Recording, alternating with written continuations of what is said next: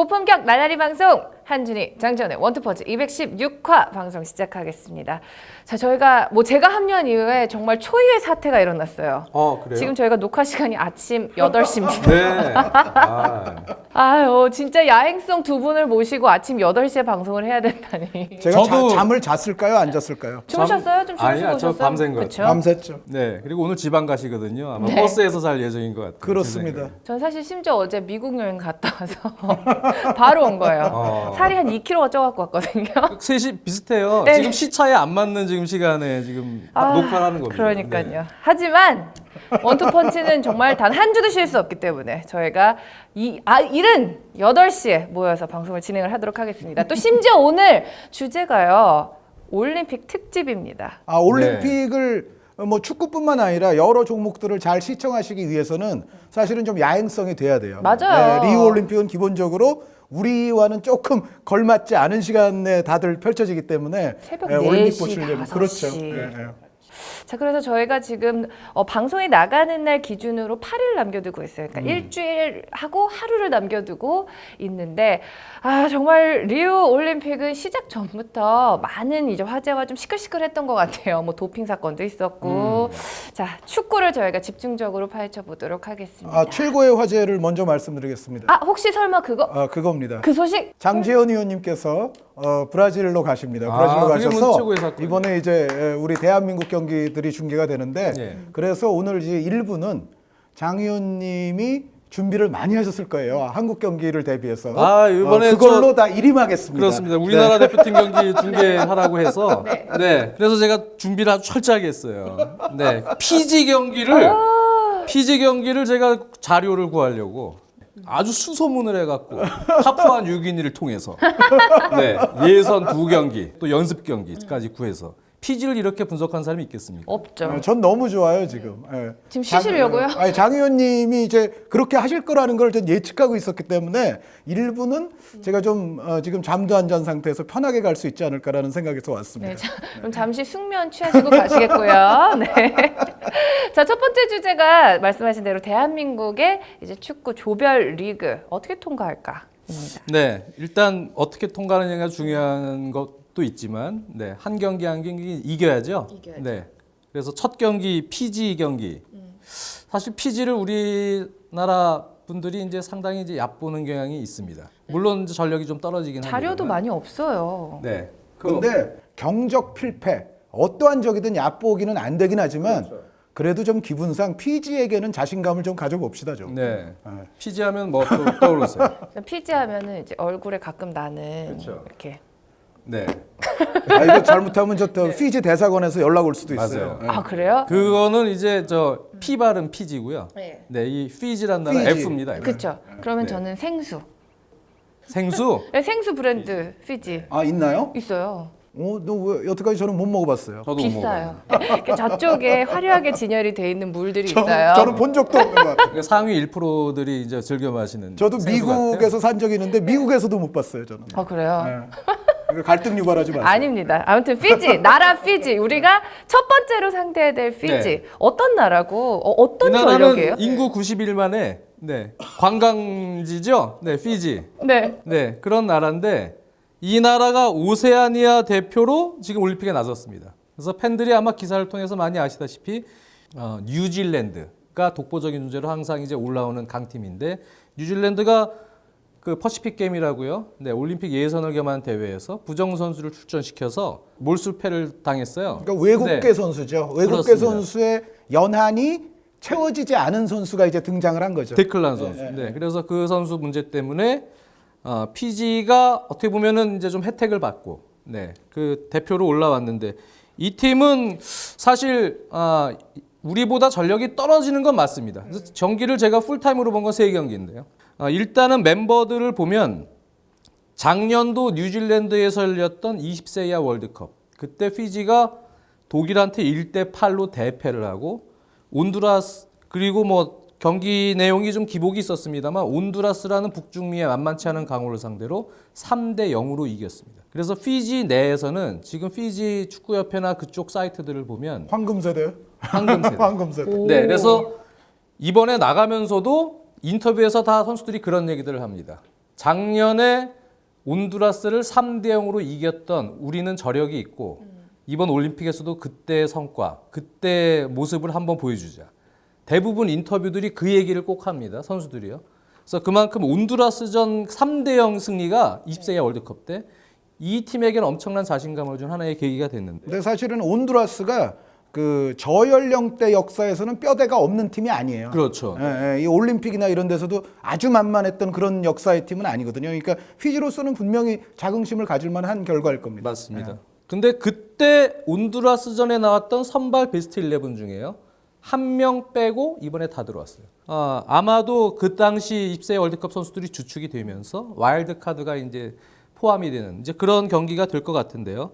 전체적으로 보면은 이 팀이 퍼시픽 게임 예선 때 경기를 보면 그 수비가 4백이 있고 또는 3백을 쓰는 경우도 있었는데 4백 밑에 과거에 채용했던 최우방 수비수 스위퍼 시스템 수비를 한 명 더 넣었습니다.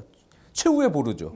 골키퍼 앞에 바라비랄라라고요. 바라빌랄라? 예, 이름이 바라비랄라는 선수인데 이 선수가 키가 한 1m 한 73, 2 정도밖에 안 돼요.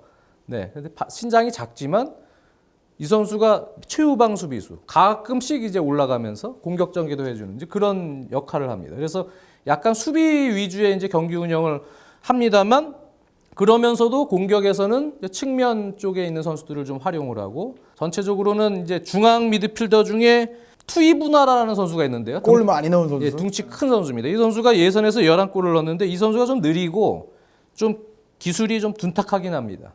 하지만 이제 힘이 좋고요. 그래서 수비를 잘하다가도 가끔씩 화식 예선에서도 오른발 한 방이 있어요. 중거리 한 방. 이게 발등에 얹히면 우리 저 조기 축구에서도 체격 좋은 분들 한 번 발등에 얹히면 빨래줄 슈팅이 나가죠. 네. 이 선수가 그런 슈팅이 가끔 나옵니다. 그런 선수고 그다음에 또 하나 유의할 선수는 이제 이번에 와일드 카드로 합류한 피지의 슈퍼스타입니다. 로이 크리시나라는 선수입니다. 피지의 축구 영웅이고 축구 영웅입니다. 네. 호주의 이제 웰링턴 피닉스에서 맞습니다. 뛰는데 호주 리그에서는 상급 공격수예요. 맞습니다. 그러니까 아주 네. 그 최상은 아니지만 그래도 중상 내지는 상급. 맞습니다. 호주에서는 그래도 만만치 않은 선수입니다. 그래서 이 크리시나를 지금 데려오면서 이 선수가 웰링턴 피닉스에서 최근 2시즌 반 동안 정규 리그에서만 16골인데요.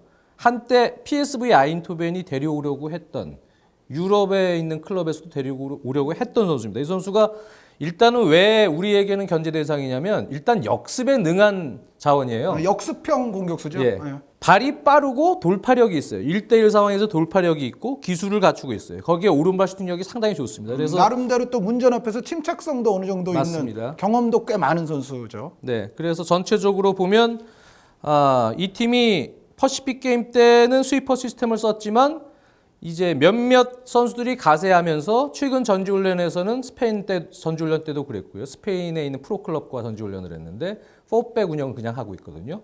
그러면서 이 팀이 우리가 생각할 때는 완전히 뭐 10백으로 내려서 수비하다 역습하지 않겠냐. 물론 그럴 수도 있는데 제가 볼 때는 이 팀의 목표가 한 골 넣는 걸 수도 있어요. 우리를 상대로요? 아니면 전체 그냥 첫 경기부터 온두라스전 3대 0 승리 때처럼 한번 그냥 해보자.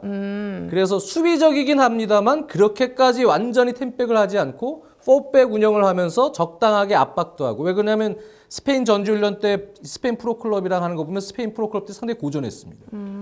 내용을 보면 의외로 그때 선수들이 유기적으로 전체적인 수비 밸런스 움직임 그다음에 선수들이 투지들이 넘쳐요. 모험과 동기부여들이 상당히 강하다 보니까 많이 뛰고 일부 선수들은 피지컬이 좋습니다. 그래서 전체적으로 볼을 갖고 있을 때 기술은 상당히 떨어지지만 일단 그런 의지들이 있기 때문에 그래서 우리 선수들도 처음에 생각을 할 때 완전히 내려서겠지 이런 생각보다는 압박을 하면서 달려들 수도 있다는 생각을 하고 있어야 됩니다. 네, 그래서 전체적으로는 우리가 이제 그런 부분들을 좀 고려를 해야 되는 상황이기 때문에 우리 입장에서는 볼을 많이 돌리면서 점유율을 많이 갖고 경기 운영을 하는 방법도 있지만 그것보다는요. 일단 공격 횟수를 좀 많이 만들어라. 이제 그 얘기는 공격적인 패스를 좀 모험적이라도 시도를 좀 많이 해서 상대 쪽에서 뺏게끔 만드는 거죠. 세컨볼 찬스나 이런 상황들을 많이 만들어서 우리가 거기서 다시 들어가서 찬스를 만들 수 있는 노력들을 많이 해라. 그러기 위해서는 우리가 볼 돌리는 시간을 조금 줄이고 공격적인 방향의 패스들을 좀 많이 시도하고 공격 횟수를 늘리는 게 중요하거든요. 그러니까 일부러 우리가 상대에게 볼을 내줄 필요는 없지만 어느 정도는 피지에게도 볼을 가질 수 있는 기회를 줘야 거기서 우리가 소위 말하는 역압박, 네. 제압박이 맞습니다. 들어가면서 네. 피지의 불안한 볼 컨트롤에서 뺏어내서 최대한 근접거리에서 다시 공격을 할 수 있다는 이제 그런 이론이 적용이 될 겁니다. 네. 그리고 이제 또 하나는 이 팀이 그 성인 대표 선수들이 대부분 이 선수들이에요. 어린 선수들이 이제 많고 이 팀이 그대로 성인 대표라고 봐야 되는데 말레이시아와의 얼마 전 평가전에서도 이제 1대1로 비겼습니다. 그렇다고 해서 이제 말레이시아와 같은 수준은 아니에요. 만약에 말레이시아와 정말 똑같다고 한다면 우리로서도 정말 경시할 수가 없는 건데 말레이시아보다는 약간 떨어지는 정도의 수준입니다만 역시 그 경기도 그랬습니다만 너무 점유를 많이 하고 들어가다 보면은 이렇게 역습을 허용할 우려도 있고 좀 좀 위험한 장면들이 나올 수가 있기 때문에 오히려 제 생각에는 앞서 말씀드린 공격 횟수를 늘리면서 세컨볼 찬스를 만들거나 혹은 이제 유럽의 강팀들이 간혹 약팀을 대적을 할 때 상대가 공격을 조금씩 하게 놔두는 경우도 있습니다. 네, 특히 이 팀 같은 경우는 공격을 조금 하게 놔두면 패스 미스들은 좀 많거든요. 네, 오히려 그럴 때 끊어서 들어가서 공격 찬스를 만드는 것도 하나의 전략입니다. 그를 공격하기가 좀 쉬워지기 때문에 그래서 상대에게 어느 정도는 볼을 소유하게 한 다음에 압박으로 뺏어내는 게 포인트인데 그렇죠. 그러면서 동시에 우리는 로이 크리시나 선수의 뒷공간 역습에 조심해야죠. 대해서는 신경을 쓰고 있어야 되는. 예. 뭐 그렇게 하면은 이길 그렇게 수 하면 있어요. 됩니다. 예, 네, 그래서 객관적 전력이 제가 볼 때는 그 한 2골이 미니멈. 그래서 많게는 한 4골 정도의 차이라고 봐요. 근데 이 2골에서 조가 4골 앞으로 차이. 향배가 어떻게 될지 모르기 때문에 네. 사실은 최대한 골을 많이 넣는 게 그렇습니다. 좋긴 좋습니다. 네, 그래서 이제 좀 아무리 약팀이라도 그런 부분들을 좀 조심하면서 우리 대표팀이 사실은 강팀에도 강하고 약팀에도 약하고 네? 예, 네? 강팀엔 강한데 약팀에 약한 경우들이 많아요. 우리 대표팀이 과거에 좀 아픈 역사들이 몰디브 있으니까. 코엘류 감독 몰디브와의 0대 0으로 비겼던 과거도 있는데 제가 봤을 때는 몰디브보단 조금 셉니다. 네, 그러니까 우리가 물론 이제 몰디브 때는 원정 경기였지만 이번에 중립 장소이더라도 그런 부분들을 좀 겸손하게 받아들이고 절대 얕잡아 보면 안 얕잡아보면 안 되는 된다. 나라죠. 그냥 이기는 축구를 일단 하는 거 좋다. 그래서 많은 골을 넣으려고 다득점으로 달려들면 오히려 조금 꼬이는 경우가 있기 때문에 그냥 이 팀 일단 이기겠다. 그리고 우리는 얕잡보지 않고 최선을 다하겠다. 이런 첫 마음으로 골부터 이제 빠른 시간대에 그렇습니다. 비교적 나오면 네. 하다 보면 또 다득점이 될 수도 있으니까요. 맞습니다. 그런 식으로 경기를 풀어 나가면 되지 않을까 일단 그렇게 생각이 듭니다. 근데 일단 첫 번째 경기인 피지전을 이제 손흥민 선수 없이 치러야 되고 지금 이찬동 선수, 석현준 선수도 살짝 부상 기미가 있어서 그 이제 이찬동 선수는 이제 발목 염자 그러죠. 네, 가장 그래서 가벼운 유형의 염자라서 큰 문제는 아니다라는 그렇죠. 지금 기사가 그래서 있고요. 인대까지는 손상이 안 됐어요. 그래서 인대가 손상이 되면 좀 문제가 되는데 이제 삔 겁니다 좀. 그래가지고 발목 염자. 그래서 시간이 지나면 이제 조금 출전에는 문제가 없을 것 같은데 네.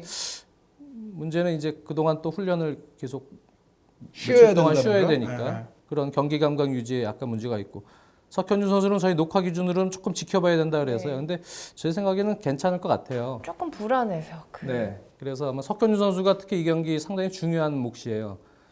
이 팀이 이제 수비진들이 그렇게 신장이 좋은 편은 아닙니다. 신장이 좋은 선수가 한 명이 있긴 있는데요. 그렇게 세트피스나 높이 싸움에서 우리가 불리한 부분은 아니기 때문에 석현준 선수는 절대적으로 필요하다고 저는 생각이 들어요. 네, 첫 번째 이제 저희가 피지를 상대한 다음에 그 다음에 만나는 팀이 독일이에요. 저 독일의 그 23세 이하 전력은 어떤가요? 지금 독일 같은 경우는 그런 부분들 멤버들은 지금 많은 선수들이 빠졌습니다.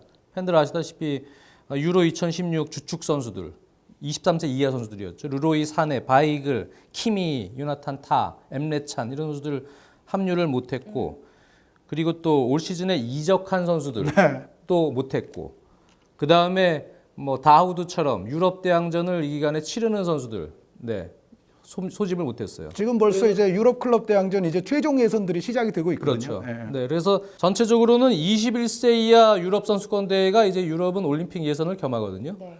그때 손발을 맞췄던 베스트 11들이 지금 사실상 한 두세 명 남겨놓고 다 빠졌어요. 사실 독일은 그렇게까지 올림픽에 신경을 쓰진 않습니다. 맞아요. 네. 그런 상황에서 이제 가장 이제 문제가 조직력에 대한 문제가 첫 번째가 있고요. 왜? 지금 모인 선수들이 같이 베스트 11이 구성됐다 해도 손발을 맞춰본 경험이 별로 없습니다. 그래서 연습 경기를 한 2경기 치르고 간다고 해도 우리가 그나마 1차전이었다면 더 좋았겠지만 3차전이 아닌 게 그나마 좀 다행입니다. 네. 2차전. 그래도 조직력이 이렇게 담금질되기 좀 중간 조금 단계에서 전에. 지금 치르기 때문에 조직적으로는 우리가 조금 더 위에 있지 않나라는 일단 생각이고, 두 번째는 이 흐르베시 감독이 어떠한 포지션마다의 그 더블 스쿼드를 딱 구축을 해서 공격과 수비 밸런스를 맞춰서 지금 뽑은 게 아니에요. 지금 멤버들을 보면 일단 준다는 선수 다 받았습니다. 좋은 선수는. 네. 그러다 보니까 기본적으로 선수들 유형이요. 일단 멀티플레이어가 많아요. 근데 멀티플레이어 중에 수비 쪽에 가담할 수 있는 멀티플레이어가 많습니다. 예를 들면 톨리안 선수가 왼쪽 수비에 있는데 막스 선수도 들어올 수 있고 바우어 선수도 들어올 수 있고요. 심지어는 수비형 미드필더와 센터백 오른쪽 수비, 심지어 왼쪽 수비 볼수까지 있는 긴터 선수도 사실 여기는 들어갈 수 있습니다.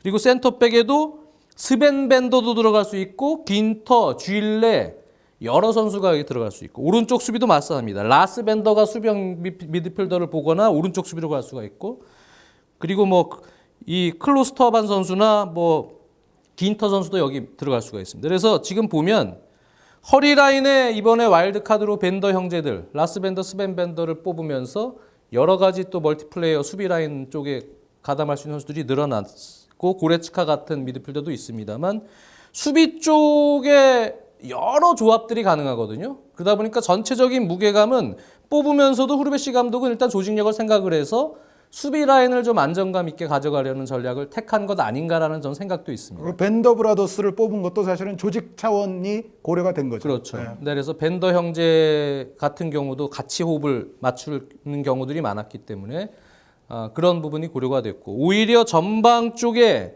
공격 화력이 조금 무뎌졌다는 느낌이거든요. 그러니까 지금 멤버들을 보면 화려한 유형의 어떤 진짜 크랙 같은 선수는 잘 보이진 않아요. 그냥 막스 마이어 선수는 막스 마이어나 율리언 브란트나 이런 선수들도 다른 진짜 과거의 주전들에 비하면 이제 조금 화력, 전체적인 화력은 좀 약해진 느낌이고. 근데 그렇게 많이 빼고도 이 정도 멤버가 되는 게 좀 부럽긴 해요. 부럽긴 합니다. 독일이잖아요. 그 약하다는 말에는 그렇게 크게 동의하기는 조금 아니, 제 얘기는 이제 약하다는 얘기가 아니고 전체적으로 독일 대표팀이 가지고 있는 이 선수 스쿼드, 좋은 선수들이 그래도 뽑혔습니다만 이 선수들이 하나의 팀으로서 역량을 100% 발휘하기에는 현재는 미진한 상황이다. 그러니까 이 팀으로 발휘할 수 있는 역량이 100이면 지금 단계는 한 70 정도 수준에서 본선을 치르지 않을까라는 생각입니다. 전방에 있는 뭐 젤케가 됐던 또 와일드카드로 뽑았던 페테르센이 됐던 이 선수들도 물론 젤케 선수 상당히 좋은 선수입니다. 역동적이고 지금 상황에선 젤케 선수가 오히려 페테르센보다 좀 나을 수도 있는 위에 상황인데 있을 가능성이 높아요. 근데 네. 넥스트 클로제를 기대하고 있는 선수거든요. 그렇습니다. 독일에서. 그럼에도 불구하고 전체적으로는 이 흐르베시 감독이 이번 본선에서의 경기 운영은 약간 수비 쪽에 초점을 맞출 가능성이 있다. 일단 수비를 안정화시킨 후에 브란트 선수나 막스 마이어, 그런 아마 막스 마이어가 공격형 미드필더를 할 때가 더 좋았던 선수입니다만 아마 지금은 윙어 자원이 좀 부족하기 때문에 브란트와 함께 측면 쪽에서 활약할 가능성이 높은데, 그런 선수들로 하여금 한 3, 4명이 그냥 공격을 푸는, 고레츠카 정도만 좀 가끔 올라가고 지원을 해주고, 그렇게 3명에서 4명 정도가 공격을 마무리하고 나머지 선수들은 조금 수비 쪽에 치우친 밸런스를 맞추지 않을까 생각해요. 그래서 일단 멕시코전을 보고 나서 좀 판단할 부분입니다만 제 생각에는 현재 우리 대표팀, 올림픽 대표팀 전력을 고려해 봤을 때 이길 수 있는 상대다라고 좀 봅니다. 네. 현재 독일 이 올림픽 대표의 네. 조직력이나 상황을 고려해 볼 때는 그렇게 보고 있습니다. 독일전은 기본적으로 우리에게 가장 중요한 키워드는 역시 스피드입니다. 네. 로에브 감독의 성인 독일 대표팀이 그러하듯이 전체적으로 독일은 뭐 연령대 관계없이 유사한 유형의 이제 게임 운영 방식과 스타일을 지금 장착하고 있기 때문에 특히 우리를 상대로 독일이 낮은 지역으로 내려와서 플레이하는 시간이 길 거는 아니거든요. 분명히 이제 뒷공간을 좀 많이 허용하면서 높은 지역으로 거의 이제 전 라인이 올라오는 이제 플레이를 펼치게 될 텐데, 결국은 여기서 우리가 최선의 인내력으로 잘 방어를 하다가 결국 그 넓은 뒷공간을 스피드로 공략을 해야 된다. 그러니까 독일전에서는 뭐 사실 뭐 멕시코까지도 미리 키워드 말씀드리면 멕시코와의 대결에서는 우리가 아무래도 피지컬로서 좀 상대에게 좀 위압감을 주면서 상대를 할 필요가 있겠는데 독일에게는 뭐니 해도 전 선수들이 좋은 컨디션에서 기동력을 잘 살릴 수 있는 경기를 해야만이. 그리고 이제 또 한 가지 여기서 이제 포인트는 뭐냐면 독일이 높은 라인에서 공격을 많이 할 것으로 예측을 하고 아마도 신태용 감독도 독일을 상대로는 역습 작전을 할 겁니다. 그런데 문제는 우리가 어떤 상황에서는 어떠한 패턴으로 역습을 진행을 하겠다라는 것에 대한 어떤 대체적인 매뉴얼이 여러 가지가 좀 있어야 돼요. 그래서 그러한 매뉴얼이 제대로 좀 들어맞는 상황이 나오면 이제 독일의 후방을 우리가 공략할 수 있는 그런 상황을 만들어야 됩니다. 근데 저도 이제 얘기를 들으면서 생각한 게 만약에 위원님 말씀대로 조직력도 아직 좀 100% 맞춰보지 않은 상황에서 아무래도 좀 보수적으로 수비적으로 나올 거 아니에요. 그러면 오히려 우리나라 같은 팀이 거기 뚫기가 더 어렵지 그러니까 않을까. 이제 제 얘기는 이제 수비적인 축구를 하겠다는 얘기가 아니고 예전에 21세 이하 대표팀보다는 공격의 화력, 공격에서의 조직력, 네, 그런 부분이 조금 떨어져 있기 때문에 뒤에서 좀 볼을 돌리더라도 점유를 좀 많이 하면서 수비 쪽 안정화에 좀 주력하면서 한 골에서 두 골 이기는 축구를 하려는 노력을 할 것입니다. 그러니까 전체적인 점유나 이런 게 떨어지는 건 아닌데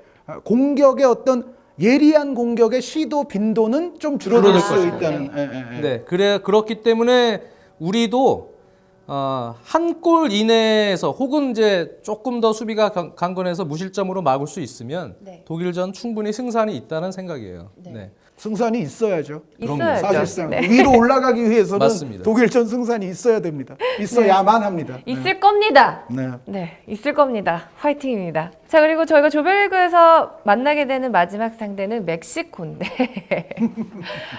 자, 멕시코. 좋은 상황에서 멕시코를 만나길 빕니다. 그렇습니다. 네. 네, 그러니까 항상 마지막 경기가 뭐 바둑으로 따지면은 초읽기에 몰린 상황에서 마지막 경기를 만나면 사실은 뭐 불굴의 정신력으로 되는 경우도 있지만 오히려 급한 마음에 더 안 되는 경우가 더 많거든요. 그러니까 사실 독일전을 장 의원님 말씀대로 좀 잘 치러서 멕시코전을 만나는 상황 자체가 우리가 나쁘지 않기를 바랍니다. 그리고 아까 멕시코전을 대비하는 키워드로 피지컬이라고 말씀을 해주셨어요. 네, 그러니까 멕시코가 전체적으로 물론 중앙 수비나 이쪽에는 다 작은 선수만 있는 건 아닌데요. 전체적으로 이번 코파 아메리카 센테나리오 나왔던 그 멕시코를 어느 정도는 역시 이 연령대 팀도 연상을 하시면 됩니다. 그러니까 전체적으로 발재간이 좋고 그리고 부분 전술이 선수들 간에 상당히 뛰어나고 공간 침투에 아주 날랜 선수들이 많고 그리고 중앙 미드필더들조차도 사실은 볼을 잘 다루는 상당히 수준급 중앙 미드필드를 갖추고 있어요. 이제 그리고 중앙 수비 중에서도 심지어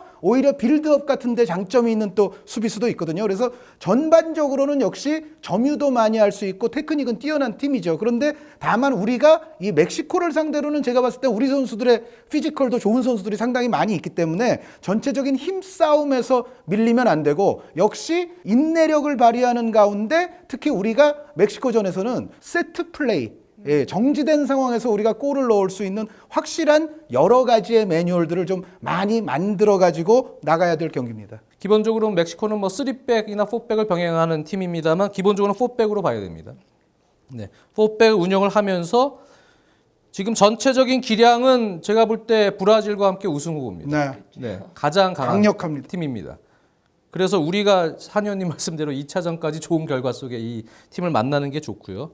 그리고 이 선에 있는 자원들, 미드필더들 진까지요.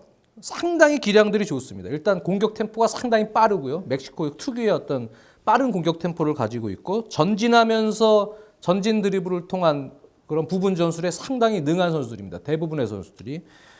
그러면서 빠른 타이밍에 크로스가 들어가서 공격수들이 쇄도를 하면서 득점 찬스를 노리는 루트가 거의 많습니다. 빠르게 한 번에 공격에 들어가서. 그리고 순간적으로 좁은 공간에서도 배후 침투에 능한 그러한 1대1 돌파 능력 있는 선수들이 있고 부분 전술에도 능합니다. 반면에 이제 역습을 당할 때는 수비 라인들도 좀 끌고 들어오기 때문에 역습에서 실점을 당하는 경우들이 있습니다. 뒷공간을 완전히 노출시켜서. 그래서 우리 입장에서는 두 가지일 것 같아요. 일단 수비 쪽에서 이 선수들이 이번에 주목받는 로사노 같은 선수들, 맨체스터 유나이티드에 타겟이 되고 있는 선수인데 이르빙 로사노 선수. 이르빙 로사노 선수가 드리블 돌파 능력 상당히 좋고 특히 이 선수가 돌파하면서 주고받는 부분 전술, 왼쪽 라인에서 중앙으로 들어가거나 측면으로 들어가나 그런 부분 전술이 상당히 좋은 선수입니다. 그러면서 전방에 있는 토레스 선수나 또 그때 나왔던 부에노 같은 선수들이 결정을 좀 많이 져줬으면 좋은데 이 선수들이 결정력이 그다지 좋진 않았어요. 그러니까 페랄타가 나오는 네, 거죠. 그래서 이제 이번에 와일드 카드로 베테랑 공격수 페랄타가 나오는데 이 팀에 제가 한 가지 눈여겨볼 점은 주전으로 나올 것으로 보이는 2선의 4명의 선수들이 다 중거리 슈팅이 상당히 능합니다. 네, 특히 이제 에릭 구티에레스와 로돌포 피사로의 중원 미드필드가 가동될 네. 가능성이 높은데 이 두 선수는 이미 이 연령을 불문하고 멕시코 전체에서도 아주 뛰어난 중앙 미드필더들로 맞습니다. 뽑히는 선수들인데 한 선수는 왼발, 한 선수는 오른발 그 조화도 맞춰놓은 팀이 맞습니다. 멕시코입니다. 그리고 난리 났네. 또 이 선수 외에 구주만이라는 선수가 있고요. 빅터 오른쪽으로 구즈만 나오면 알폰소 곤잘레스라는 선수도 있는데 로사노 선수를 빼면 나머지 선수들이 또 지금 얘기한 선수들은 왼발입니다. 이 선수들이 왼발 중거리 슈팅들이 매우 좋기 때문에 우리가 너무 내려서도 세컨볼에서는 이 선수들은 막 때리는 팀이에요. 그냥 찬스 오면은 뒤에서 한 30m가 넘는 거리에서도 때려버립니다. 근데 슈팅들이 대부분 유효 슈팅으로 잘 갑니다. 그렇기 때문에 우리 선수들은 멕시코 선수들의 이 세컨볼에서의 중거리 슈팅 모든 세컨볼에 위치해 있는 선수들이 다 슈팅력이 있다고 생각을 해야 되고요. 그 부분을 조심하면서 빠르게 역습으로 나갈 수 있는 그런 이제 루트들이 필요한데요. 전체적으로는 상당히 버거운 존재인 것만은 사실입니다만 그동안 이러한 멕시코를 상대할 때 우리가 이제 강한 압박을 통해서 일단 피지컬, 물리적인 행위로 이 선수들을 좀 극복을 할 수 있으면 좀 괴롭혀줘야 돼요 일단. 네, 네. 주도권을 좀 잡으면서 어느 정도 멕시코에게 선전했던 경기들이 많거든요.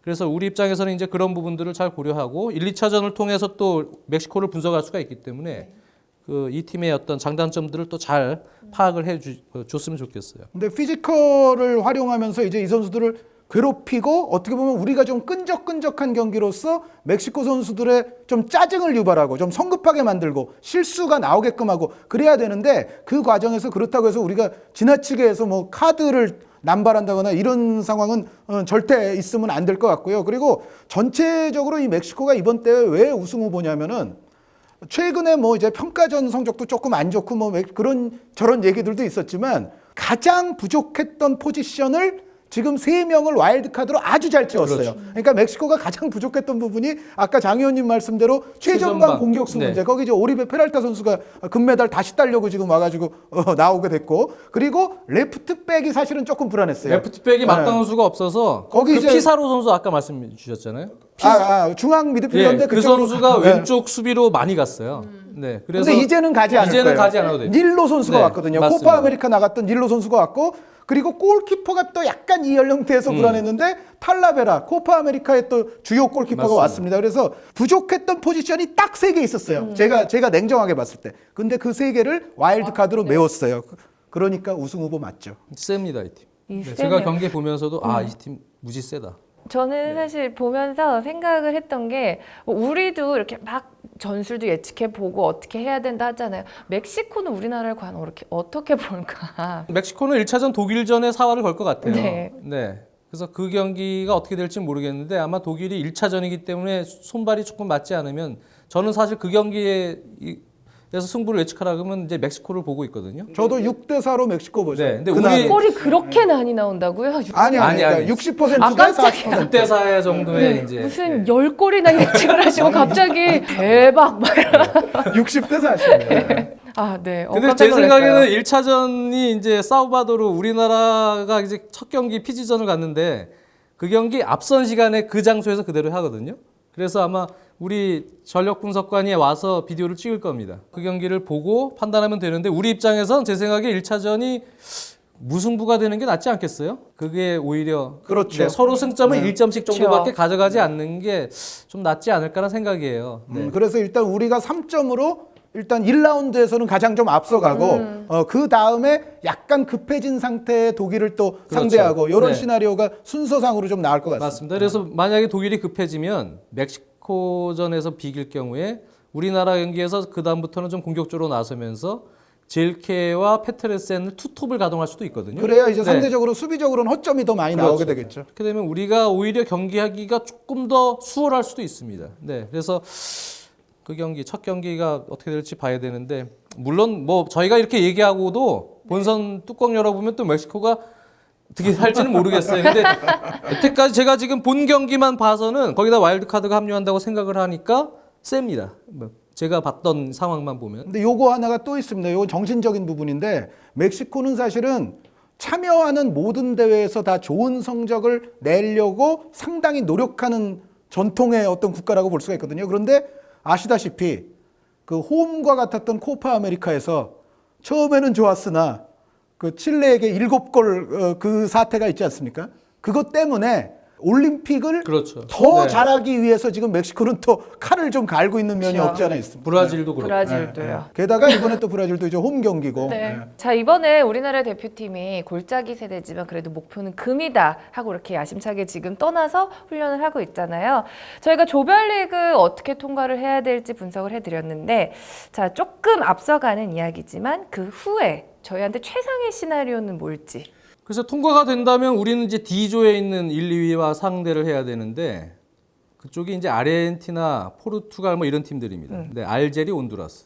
근데 웬만하면 아르헨티나는 피하는 게 좋겠죠. 네. 1위를 해야죠. 최상의 시나리오는. 그러니까 사실 포르투갈 같은 경우도 독일과 좀 유사하게 작년에 뛴 이 연령대 멤버와 지금 멤버가 전력차가 좀 많이 바뀌었어요. 그러니까 예를 들어서 그 조앙 마리오나 안드레 고메스나 헤나투 산체스 같은 없습니다. 선수들이 사실은 다 이 연령에 해당이 되는데 포르투갈도 역시 유로 출전 선수들이 다 안 나옵니다. 그래서 지난 시즌 주력과 지금 현재 포르투갈 주력이 다르거든요. 그렇게 보면은 지금 약간 이제 2부에서 또 저희가 말씀을 드리겠습니다만 우리 옆조는 아르헨티나가 다른 팀들보다는 좀 우위로 보인다면 상식적으로는 아르헨티나 1위 가능성이 있습니다. 그런데 만약에 우리가 올라가더라도 2위가 되면 아르헨티나와 또 바로 맞대결이기 때문에 그런 점을 좀 고려한다면 사실은 1위 하는 게 가장 좋습니다. 네, 1위 꼭 했으면 좋겠습니다. 자, 저희가 일주일 정도를 지금 올림픽을 앞두고 있는데요. 이제야 조금씩 사실 실감이 나기 시작합니다. 네, 대한민국 올림픽 축구 국가대표팀의 선전을 바라면서 저희는